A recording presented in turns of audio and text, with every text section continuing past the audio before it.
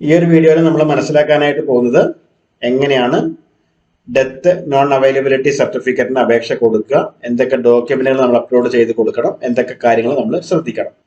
അതായത് ഒരു ലോക്കൽ ബോഡിയുടെ കീഴിൽ പറയപ്പെടുന്ന ഒരു വ്യക്തിയുടെ മരണം റിപ്പോർട്ട് ചെയ്തിട്ടില്ല അല്ലെങ്കിൽ രജിസ്റ്റർ ചെയ്തിട്ടില്ല എന്ന് നിയമപരമായിട്ട് പഞ്ചായത്ത് നൽകുന്ന സാക്ഷ്യപത്രത്തെയാണ് നോൺ അവൈലബിലിറ്റി സർട്ടിഫിക്കറ്റ് എന്ന് പറയുന്നത്.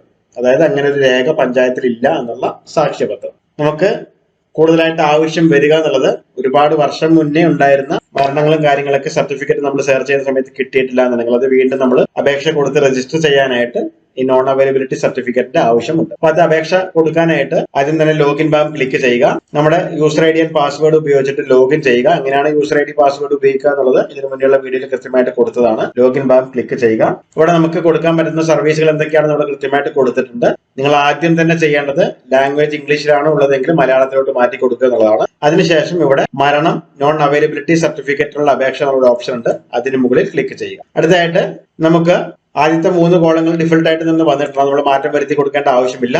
ജില്ല സെലക്ട് ചെയ്ത് കൊടുക്കുക. ഓഫീസ് എന്നുള്ള ഗ്രാമപഞ്ചായത്ത് സെലക്ട് ചെയ്യുക. ഓഫീസിന്റെ പേര് എന്നുള്ളത് ഏത് ഓഫീസിലേക്കാണ് നമ്മൾ അപേക്ഷ സമർപ്പിക്കുന്നത് അത് സെലക്ട് ചെയ്യുക. അപേക്ഷകന്റെ തരം എന്നുള്ള ഭാഗത്ത് വ്യക്തിഗതം സെലക്ട് ചെയ്യുക.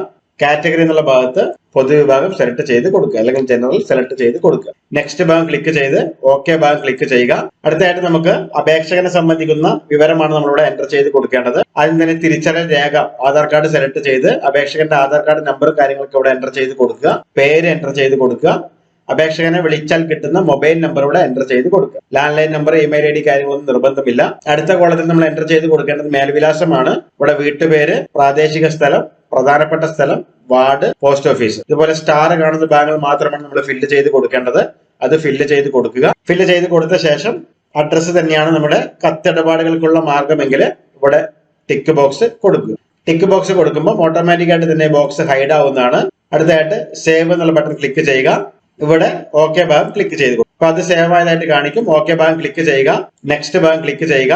അടുത്തായിട്ട് ഈ ഫയലിംഗ് ആണ്. ഇവിടെ നമ്മൾ കൊടുത്തിരിക്കുന്ന ഡീറ്റെയിൽസ് ഓട്ടോമാറ്റിക് ആയിട്ട് വന്നിട്ടുണ്ടാവും. കണ്ടിന്യൂ ഭാഗം ക്ലിക്ക് ചെയ്യുക.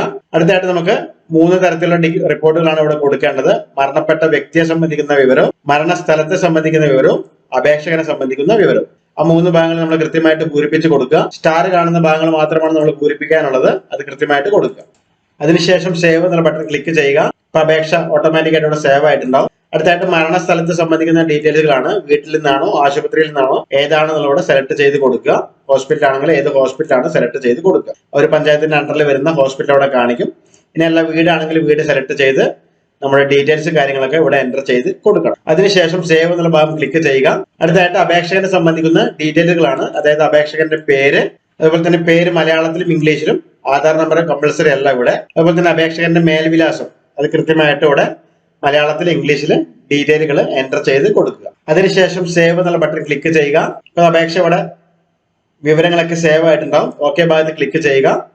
എന്തെങ്കിലും തരത്തിലുള്ള കുറിപ്പുകൾ കൊടുക്കാനുണ്ടെങ്കിൽ നമുക്കിവിടെ മലയാളത്തിൽ തന്നെ കുറിപ്പുകൾ കൊടുക്കാവുന്നതാണ്. ഇല്ല എങ്കിൽ സമർപ്പിക്കുക എന്നുള്ള ഭാഗം ക്ലിക്ക് ചെയ്ത് ഓക്കെ ഭാഗം ക്ലിക്ക് ചെയ്യുക. ഇപ്പൊ നമുക്ക് നമ്മൾ കൊടുത്തിരിക്കുന്ന അപേക്ഷയുടെ ഒരു പ്രിവ്യൂ ഇവിടെ കാണിക്കും. നിങ്ങൾക്ക് പ്രിവ്യൂ നോക്കാവുന്നതാണ്. കസ്റ്റമർക്ക് പ്രിന്റ് എടുത്ത് കൊടുക്കുക. എഡിറ്റ് ചെയ്യണമെങ്കിൽ മുകളിൽ തന്നെ എഡിറ്റ് ചെയ്യാനുള്ള ഒരു ഓപ്ഷൻ ഉണ്ട്.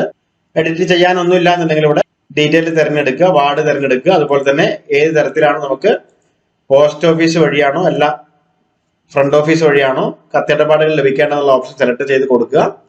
നെക്സ്റ്റ് ഭാഗം ക്ലിക്ക് ചെയ്ത് ഓക്കെ ഭാഗം ക്ലിക്ക് ചെയ്യുക. അടുത്തായിട്ട് മരണം നടന്ന സ്ഥലം, തീയതി എന്നിവ തെളിയിക്കുന്നതിന് ആവശ്യമായിട്ടുള്ള രേഖയാണ് നമ്മൾ കൊടുക്കേണ്ടത്. ഹോസ്പിറ്റൽ ആണെങ്കിൽ ഹോസ്പിറ്റൽ റെക്കോർഡ് കിട്ടുമെങ്കിൽ അത് കൊടുക്കുക. ഇനി എല്ലാം മറ്റെന്തെങ്കിലും ആണെങ്കിൽ നമ്മളത് സാക്ഷ്യപ്പെടുത്തിയിട്ട് കൊടുക്കുക. ഫയൽ അപ്ലോഡ് ചെയ്യാനായിട്ട് ഇവിടെ പെൻ ഐക്കൺ ഭാഗത്ത് ക്ലിക്ക് ചെയ്ത് ഇതിലേക്ക് ആവശ്യമുള്ള ഫയൽ PDF-ലോ അല്ലെങ്കിൽ JPG ഇമേജ് ഫോർമാറ്റിലോ അപ്ലോഡ് ചെയ്ത് കൊടുക്കുക. സേവ് ഭാഗം ക്ലിക്ക് ചെയ്ത് ഓക്കെ ഭാഗം ക്ലിക്ക് ചെയ്യുക. നെക്സ്റ്റ് ഭാഗത്തോട്ട് പോവുക. ഇതിലേക്ക് അടക്കാനുള്ള തുക എന്നുള്ളത് 21 രൂപയാണ് നമ്മൾ അടക്കേണ്ടത്. അതിനുശേഷം നെക്സ്റ്റ് ഭാഗത്തോട്ട് പോവുക. ഇവിടെ നമുക്കൊരു കൺസെന്റ് ബോക്സ് ആണ്. അത് ക്ലിക്ക് ചെയ്ത് കൊടുക്കുക. ഇവിടെ ക്യാപ്ച കോഡ് എൻ്റർ ചെയ്ത് കൊടുക്കുക. എൻ്റർ ചെയ്ത് കൊടുത്ത ശേഷം സബ്മിറ്റ് കൊടുത്ത് ഇതിലേക്ക് ആവശ്യമുള്ള പേയ്മെന്റ് അടക്കുന്നതോടുകൂടി തന്നെ നമ്മുടെ അപേക്ഷ ഓൺലൈനായിട്ട് ആ ഒരു ലോക്കൽ ബോഡിയിലോട്ട് ലഭിക്കുന്നതാണ്. അതിന്റെ ഒരു കൈപ്പറ്റ രസീത് നമുക്ക് ലഭിക്കുന്നതാണ്. ഏത് കാലാവധിക്കുള്ളിലാണ് അപേക്ഷയുടെ കാര്യത്തിൽ തീരുമാനം എടുക്കേണ്ടത് എന്നുള്ളതൊക്കെ കൃത്യമായിട്ട് കൊടുത്തിട്ടുണ്ട്. അപ്പൊ ഈ ഒരു രീതിയിലാണ് ഡെത്ത് നോൺ അവൈലബിലിറ്റി സർട്ടിഫിക്കറ്റിന് നമ്മൾ അപേക്ഷ കൊടുക്കുന്നത്.